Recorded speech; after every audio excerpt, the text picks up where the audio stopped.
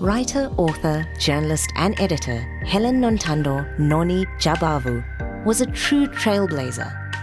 She was born in 1919 in Middeldrift in the Eastern Cape into a family of literary figures and highly regarded intellectuals. Her mother, Tandiswe Florence Makiwane, founded Zenzele Women's Self-Improvement Organization, and her father, Davidson Don Tengo Jabavu, was an activist turned politician, then journalist. In 1884, he was the founding editor of the first black-owned newspaper, Imvo Zabanzundu. Her grandfather, John Tengo Jabavu, had made his name as editor of South Africa's first isiXhosa language newspaper, Iskidimi Zamaxhosa, founded in 1876. Her maternal aunt, Daisy Makiwane, had also been a pioneer journalist, the only woman in the Imavo Zabanzundu's newsroom in King Williamstown in the 1800s. Noni Jabavu left South Africa aged 13 to complete her education in Britain and lived there for many more years. Later, she studied at London's Royal Academy of Music and focused on left-wing student politics, which shaped her world outlook as a writer. She also studied to be a film technician for a while before joining the BBC. She was a host and presenter, then a war correspondent during World War II, when women rarely covered such stories. During the war, she trained as a semi-skilled engineer and oxyacetylene welder working on bomber engine parts. In 1951, Jabavu married English film director Michael Cadbury Crossfield.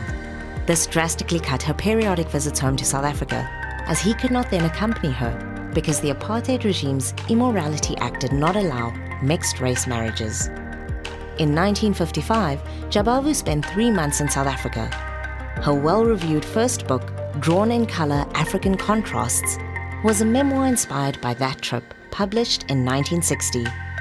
It was praised for its strong flavor of the isiXhosa language. Jabavu and her husband moved to Jamaica in 1961, where he worked as a film advisor to the government. That same year, she became the first African woman to edit a British literary magazine, The New Strand. The magazine's proprietor, Ernest Kay, commented, "Miss Jabavu has led such a varied life that she will bring a completely fresh outlook to the magazine. She certainly couldn't be controversial if she tried."